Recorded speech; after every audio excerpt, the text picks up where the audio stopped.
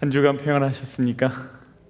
네, 속된 무더운 날씨 속에서도 하나님의 평강이 여러분들 가정에 그리고 여러분들의 매일의 삶 가운데에 넘치기를 기도합니다. 여러분, 오늘이 몇 월 며칠인지 아십니까? 6월 19일. 6월 19일을 부르는 특별한 단어가 있더라고요. 미국 역사에 준틴스라고 합니다. 준틴스. 혹시 들어보셨습니까? 네네, 준틴스.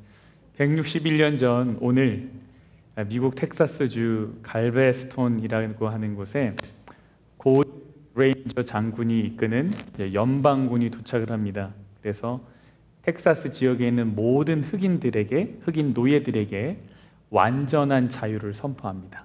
이게 오늘입니다. 그런데 이 흑인들이 이 소식을 언제 들었냐면 링컨 대통령의 노예 해방 선언이 있고 나서 2년 반 지나서 들어요. 2년 반 지나서. 왜 그러냐면 지리적 고립과 그리고 남부의 저항으로 인해서 이 기쁜 소식이 그들의 삶에까지 미쳐지기까지 이제 시간이 걸렸던 거죠. 그래서 그 오늘 161년 전 오늘을 기점으로 드디어 전 미국의 이제 노예 해방이 이제 선언이 됩니다. 그래서 오늘을 기념하기 위해서 이제 준틴스라고 하는 이제 6월 19일 두 단어를 합쳐서 준틴스라고 이제 부르게 되었답니다. 미국 땅에서 모든 인간이 사슬을 끊고 모두가 이제 참된 자유 시민이다라는 게 이제 공식적으로 이제 경험되어지는 날 이렇게 볼 수 있겠습니다. 2년 반이나 모르고 지냈던 그 시간이 안타깝죠. 네, 안타깝습니다. 이 이야기를 들으면서 지난주에 있었던 지난주에 우리가 살펴보았던 나발의 이야기를 떠오르게 됩니다. 아내가 복음을 전했잖아요, 그죠? 당신이 죽을 뻔하였으나 우리 집안이 망할 뻔하였으나 다행히 그것이 잘 넘어갔습니다 라는 이야기가 전해졌음에도 나발이 어떻게 됐어요? 그것을 받아들이질 않아요.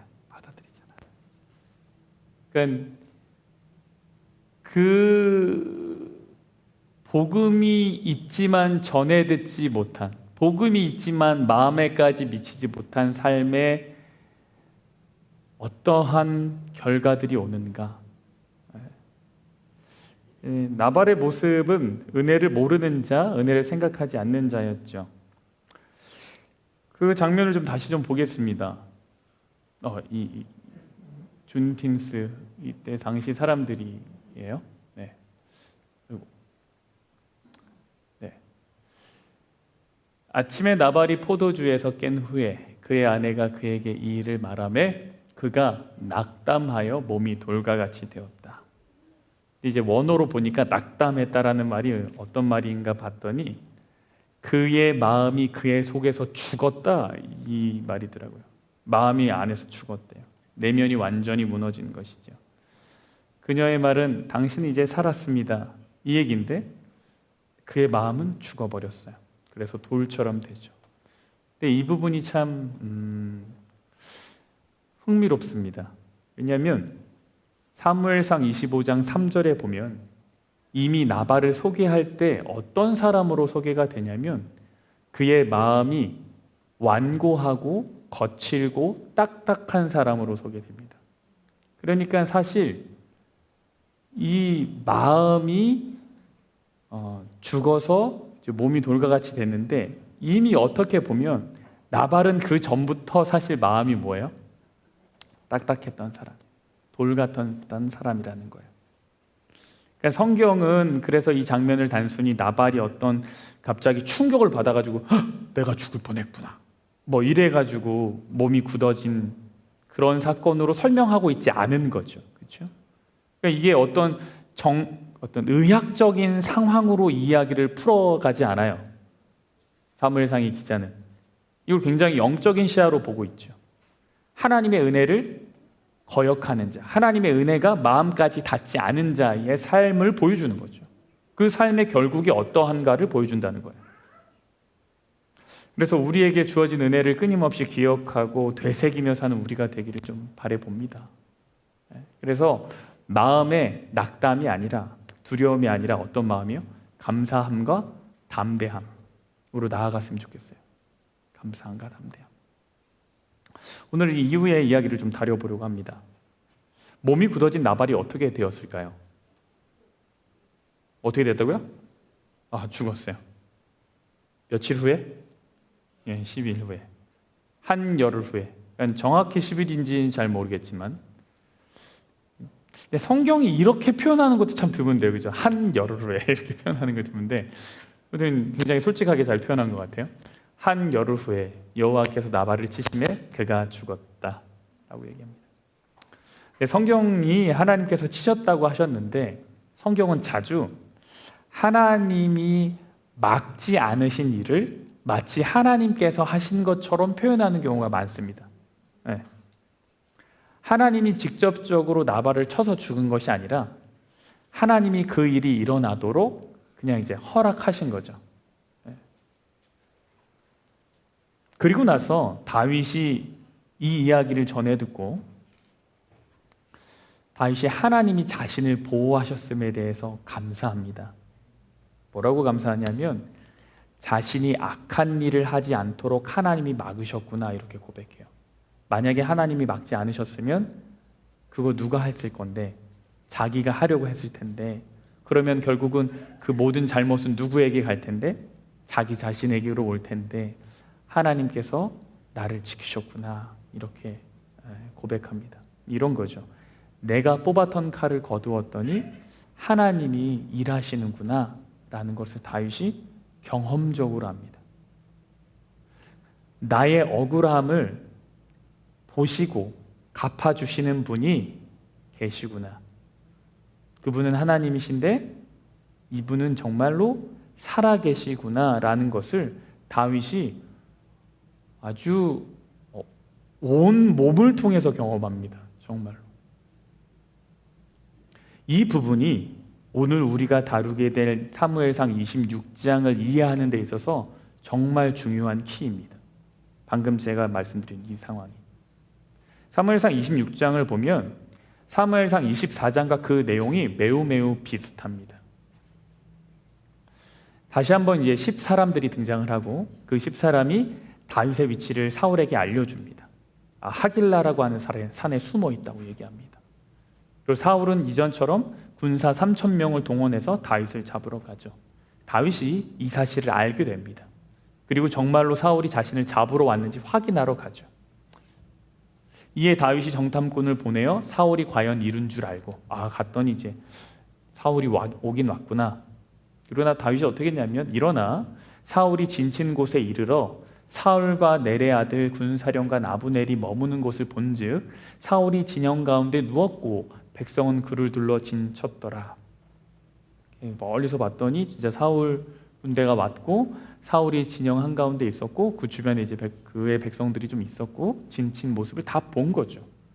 그리고 나서 다윗이 자기 부하들 중에 이게 같이 갈 사람이 있는지 물어봅니다. 누구 나랑 같이 저기 안으로 들어갈 사람? 그랬더니 아비새라고 하는 사람이 제가 함께 하겠습니다. 이렇게 얘기를 하죠. 그 둘이 적진의 한 가운데로 들어갑니다. 정말 들어가 보니까 사울이 진영 가운데서 누워 자고 창은 머리 곁에 있었고 그의 군대 장관 아브넬과 백성들이 그 주변에 있었습니다. 그러니까 어떻게 그 안에까지 들어갔는지, 그렇죠? 근데 확실한 거는 다윗을 만만하게 본 건 확실한 것 같아요, 그렇죠? 다들 이제 좀 안일한 태도로 있었습니다. 그 모습을 보고 아비새가 이렇게 얘기하죠. 다윗에게 이르되 하나님이 오늘 당신의 원수를 당신의 손에 넘기셨나이다. 지난번 24장이라는 내용이 비슷하죠? 지난번 24장에서도 사울이 동굴 안에서 볼일 보러 갔을 때 왕이시여 하나님께서 적을 원수를 당신의 손에 넘기시겠다고 하셨는데 오늘이 그날인 것 같습니다. 막 이렇게 얘기했잖아요. 뭐라 그러냐면 아비새가 그러므로 청하오니 내가 창으로 그를 찔러서 단번에 땅에 꽂게 하소서. 내가 그를 두 번 찌를 것이 없으리이다. 그러니까 대단한 자신감이죠. 대단한 자신감. 그죠? 그리고 엄청난 충성심이죠. 말씀만 하시면 내가 한 방에 사울 보낼 수 있습니다. 한 방에 보낼 수 있습니다. 두 번 필요 없어요. 저 믿어보세요. 이 정도로 얘기를 한 거죠. 근데 그때 다윗이 뭐라 그러냐면 다윗이 아비새에게 이르되 뭐 하지 말아요? 죽이지 말라. 누구든지 손을 들어 여호와의 기름 부음 받은 자를 치면 죄가 없겠느냐 하고, 이번에도 다윗이 기름 부음 받은 자를 칠 수 없다라고 얘기하면서 거절합니다. 24장이랑 내용이 똑같은 거죠.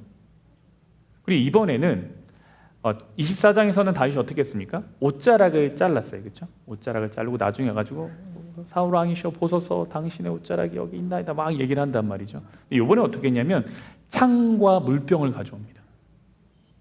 사울의 창과 물병을 가져와요. 그리고 그 자리를 떠나죠. 떠나고 나서 건너편 산으로 간 다음에 사울과 그 이스라엘 군대를 향해서 얘기를 합니다. 그 아브넬을 향해서 아브넬, 너 도대체 왕을 어떻게 지키고 있는 거냐? 내가 지금 거기 갔다 왔다. 너의 왕의 창과 물병이 여기 있다. 기름 부음 받은 자를 너가 잘 모시지 못한 것은 큰 문제다. 뭐 이런 얘기를 거침없이 막 합니다. 이 이야기를 보면 사무엘상 24장과 26장이 굉장히 비슷한 이야기예요. 저도 설교를 준비하면서 전에 그냥 읽었죠. 되게 비슷하네. 근데 이제 말씀을 나눠야 되잖아요. 내가 지난번에 다 했던 내용 같은데 26장 이야기랑 24장 이야기랑 너무 비슷한 것 같은데 이것도 그냥 잘 복수하지 말고 지키십시오 막 이 얘기로 그냥 끝나버리면 너무 동일한 이야기의 반복 같아서 27장을 해야 되나 막 고민을 잠깐 했습니다. 10사람의 밀고가 있었죠. 3,000명 군대도 비슷하죠. 그래서 어떤 학자들은 이 두 사건이 동일한 사건인데 그냥 이렇게 쓴 거다라고 말하는 학자들도 있더라고요. 그런데 분명히 다른 사건입니다. 왜냐하면 일어난 장소가 분명히 달라요. 그리고 그 배경도 달라요. 이야기도 다르고요. 그럼에도 자신을 공격한 사람에게 복수하지 않았다라고 하는 어떤 그 교훈적인 부분에선 비슷하죠. 그러면 차이가 뭘까요? 사무엘상 24장과 26장을 이해하는 데 있어서 그 둘의 차이는 뭘까요? 첫 번째는 24장에서의 다윗은 동굴 속에 숨어 있다가 갑작스럽게 사울을 맞이한 경우입니다. 그러니까 이 상황은 수동적인 상황입니다. 다윗은 숨어 있었고요. 사울이 찾아왔지만 어떻게 하지 않은 상황인 거죠. 수동적인 상황입니다. 근데 26장의 다윗은 어떤가요? 수동적인 게 아니라 적극적이죠. 적진의 한가운데로 들어가죠. 적진의 한가운데로 들어가요. 완전히 달라요. 뭐가 다르냐면 다윗의 태도가 달라요. 그 담대함이라는 게 달라요. 그러니까 우리에게 있어서는 이 이야기가 다윗이 사울을 또 한 번 살려준 이야기, 그때 이야기도 비슷하고 이것도 비슷하구나라고 이해할 수 있겠지만 다윗의 입장에서 이야기를 보면 그때 당시 다윗의 마음과 지금 26장에서 적진 한가운데로 들어가는 다윗의 마음의 태도는 너무너무 다른 거예요. 어떻게 이 다윗의 태도가 다를까? 여기 이제 재밌는 부분이 있습니다. 24장에서는요, 옷자락을 베고 나서 다윗이 뭐 하죠? 마음의 찔림을 받아요. 마음에 찔렸다 그랬어요. 그래서 우리가 그때 당시 나눴던 주제는 뭐냐면 영적인 예민함에 대한 이야기였어요. 하나님의 사람은 영적으로 예민하다. 26장에서 창과 물병 가져오잖아요. 마음 찔렸다는 이야기 있게요, 없게요? 없어요. 마음 찔렸다는 이야기가 없어요. 옷자락, 창, 물병 모두가 사울을 죽일 수 있다는 증거로 보여지지만 24장의 다윗은 마음의 찔림을 받고 26장에서는 찔림이 없습니다. 왜 이럴까요? 그의 마음의 양심이 무뎌진 거예요? 아니면 사울을 향해 더 분노가 생긴 겁니까? 지난번에 한번 분명 살려줬고 그때 안 하겠다고 분명 그랬는데 이제 와서 또 나를 찾으러 왔어? 나 이번에는 가만히 못 있어. 자, 봐, 내가 진짜 이번에는 무기도 가져올 거야. 이거 난 더 이상 나도 이제 양심 없어. 털 났어. 양심에 막 이런 겁니까? 어떻게 다윗의 태도가 24장과 26장의 차이가 있을까? 결론적으로 말씀드리면 24장에 없었던 이야기를 26장에서 다윗이 합니다. 그게 뭐냐면 하나님이라고 하는 그 분을 이 사건에 적극적으로 다윗이 개입시켜요. 26장부터. 보세요. 26장 10절입니다. 다윗이 또 이르되 여호와께서 뭐 하는 것을 두고요? 살아 계심을 두고 맹세하노니 여호와께서 그를 치시리니. 이거 지금 자신의 수하들과 하는 대화예요. 혹은 죽을 날이 이르거나 또는 전장에 나가서 망하리라 이렇게 얘기하고 23절에서는 여호와께서 사람에게 그의 공의와 신실을 따라 갚으시리니 이는 여호와께서 오늘 왕을 내 손에 넘기셨으되 나는 손을 들어 여호와의 기름 부음을 받은 자 치기를 원하지 아니하였음이니이다. 이렇게 얘기하죠. 그래서 24장에서의 다윗의 이야기의 핵심은 뭐냐면 왕이시여 나는 왕을 죽이지 않았습니다. 이게 핵심이었습니다. 26장에서의 핵심은 뭐냐면 왕이시여 나는 왕을 죽이지 않을 겁니다. 왜요? 하나님께서 알아서 하실 겁니다. 하나님께서 친히 판단하실 겁니다. 이것이 차이입니다. 이게 별로 대단해 보이지 않으세요? 차이가 별로 그때나 지금이나 별로 비슷한 것 같습니까? 근데 굉장히 큰 차이입니다. 왜 큰 차이일까요? 어떻게 이런 변화가 생겼을까요? 그 키가 뭐예요? 25장의 경험입니다. 다윗이 25장에서 뭘 경험했죠? 자신이 복수하려고 했어요. 칼을 찼어요. 갚으려고 갔는데 하나님께서 그걸 막으셨죠. 그리고 그 일을 누가 하셨습니까? 하나님이 대신하셨어요. 그거를 다윗이 온몸으로 경험했어요. 나발 그 은혜도 모르고 그 몰상식한 사람인데 그 내가 해결하려고 했었는데 하나님께서 막으시고 하나님은 하나님의 방법대로 그 일을 해결하시는 거죠. 다윗이 그것을 정말 피부처럼 느꼈어요. 다윗이 알았어요. 내가 해결한다고 해서 내가 한다고 해서 해결되는 것이 아니구나. 하나님이 나를 실수해서 지켜주셨구나. 이게 큰 깨달음이었어요. 그리고 26장의 이야기가 시작하죠. 그래서 26장의 다윗은 자신이 해결해 보려고 하지 않아요. 어떤 도덕성으로 이거를 해결하려고 하지 않아요. 그러니까 24장에서는 그가 인내하고 자신의 실수에 마음이 찔리죠. 그러다 보니까 24장의 주제는 어떻게 보면 주체는 누구냐면 다윗입니다. 다윗. 그의 영적 예민함, 어떤 그의 영적인 탁월함, 그것이 24장의 주제이죠. 그러나 26장의 주제는 뭡니까? 다윗의 탁월함이 아니에요. 하나님은 살아계시다라는 게 26장의 주제죠. 그 하나님께서 다윗을 위해서 일하신다라는 거예요. 이미 24장에서도 훌륭한 다윗이었는데 26장에서의 다윗은 또 다르죠. 그의 인내와 결정에 하나님, 어떤 하나님이에요? 살아계시는 하나님. 살아계시는 하나님이 계시니까 또 달라요. 그래서 어떻게 다르냐면 그가 환난을 대하는 시선과 태도가 달라요. 그래서 그가 어디로 들어갈 수 있는 거예요? 그래서 적진 한가운데로 갈 수 있는 거예요. 적진 한가운데로. 혹 우리가 우리의 환난을 마주하는 일이 두렵고 떨리고 그런 담대함을 잃어버렸다면 오늘의 이야기가 우리에게 분명하게 알려줍니다. 걱정하지 말아라. 우리 하나님은 어떤 하나님이에요? 살아계신 하나님입니다. 여러분, 다윗이 사울의 창과 물병을 갖고 왔죠. 창은 사울의 힘을 상징하는 겁니다. 권력이고요. 물병은 광야에서 생명줄 같은 거예요. 물이잖아요. 그러니까 다윗이 이것을 가져왔다는 것은 나 방금 거기 안에 있다가 왔어요 라는 것을 말해줄 뿐만 아니라 당신의 힘과 생명이 당신이 통제할 수 있는 것이 아니라 하나님의 손에 달려있다라는 걸 보여주고 싶었어요. 다윗이 그걸 보여주고 싶었어요. 지금까지는 사울의 통제를 어떻게든 숨거나 벗어나거나 거기서부터 자기가 어떻게 해결해 보려고 했는데 이제 완전히 어떻게 되냐면 사울에게 분명한 메시지가 전해진 거죠. 당신이 아무리 힘이 많고 군사가 잘 훈련됐다 하더라도 여전히 당신의 생명은 누구에게 있다는 걸 말해주는 겁니까? 하나님에게 있다는 걸 말해주는 거예요. 다윗이 말해주고 싶은 게 뭐냐면 네 목숨 내 손에 있어 이게 아니라 당신 목숨 하나님께 있어요. 아무리 큰 힘을 가졌다고 해도 하나님께 있어요. 이거를 말해주는 거죠.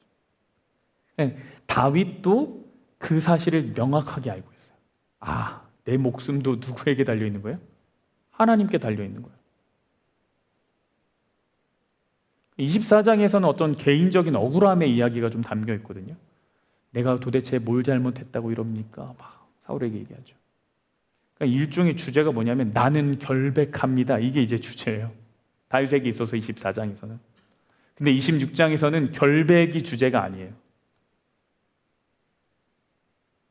하나님이 주권이 주제예요. 나도 당신도 하나님의 손에 달려 있습니다. 이런 다윗이 저는 이제 말씀 준비하면서 또 막 혼자서 멋있다. 너무 멋있는 거예요. 와, 한 장 한 장 지나가면서 실수하고 넘어지고 위기가 찾아오고 흔들리고 그럼에도 불구하고 그 장면들을 하나 지나가면서 그 순간에 머물러 있지 않더라고요. 그러니까 만약에 24장이 다윗과 26장이 다윗이 똑같았다면 아무런 감흥이 없죠. 근데 25장이라는 나발의 사건을 지나면서 다윗이 또 한 번 영적으로 성장하고 그의 시선이 바뀌는 거예요. 그래서 질문하게 되죠. 하나님이 왜 다윗에게 25장을 허락하셨을까? 그러한 흔들림이 다윗에게 있었는가? 그래서 25장의 아비가일의 중재의 역할이 얼마나 중요한지를 다시 한번 알게 되는 거예요. 야, 이 아비가일이 하나님이 준비해 주신 이 현명한 여인의 이 대처가 다윗으로 하여금 살아계신 하나님을 경험하게 했다는 게 너무 놀랍죠. 그러면서 우리 삶에 하나님이 살아계시다라는 믿음을 갖는다는 것이 얼마나 위대한 일인가를 깨닫게 됩니다. 그 흔들림 속에서 다윗이 다시 성장하죠. 여러분 정말 살아계신 하나님을 경험하고 싶지 않으십니까? 경험하고 싶어요. 내 삶에 25장 같은 일이 있다 하더라도, 그죠? 내 섭섭함이 몰려와서 내가 칼을 차고 막 대들려고 하더라도 내가 그것을 통해서 뭔가 깨달을 수만 있다면